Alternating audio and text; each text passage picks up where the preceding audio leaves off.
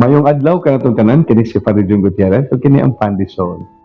Adlaw Sabado, Agosto 1, 2026. Diining ikinapulog pito nga semana sulod sa tuig. Karong adlaw mga kaigsunan atong gisaulog ang kapistahan ni San Alfonso de Liguori, ang founder sa Redemptorist Community o the Society of the Most Holy Redeemer.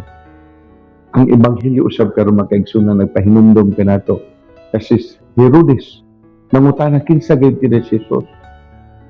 Nagtuo siya nga siya mao si Juan magbubunyag na iyang gipapatay tungod kay nagsulti kini sa kamatuoran ug nabanhaw kini diha kang Hesus. Makaigsunan mao kini dangatan sa mga tawo nga magsulti sa kamatuoran. Sabi na karong panahon na, if you stand by the truth, ikaw maoy dautan, ikaw maoy ngilan. Kung musulti ka ni ining mga butanga maayo, ikaw ang wa musabay. Ikaw ang wa mosabot, ikaw ang way respeto. Pero lagi, kinsa may atong sundon, ang tao ba o ang Ginoo ba? Daghang mga martir ang naghalad silang kinabuhi tungod niini.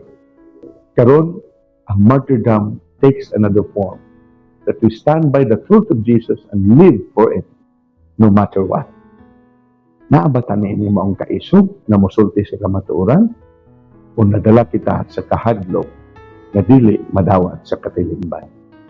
Uban sa pangamapag-ampok ni San Alfonso, maayo unta mga ngayo kita sa iyang pangaliya nga unta kita magmadasigon dayon, magbuhat sa maayo ug magikay sa dautan. Bahala pa sa uban kita dili dawaton ug isalikway sa tanan. Father Jung Gutierrez, kini ang Pandisol.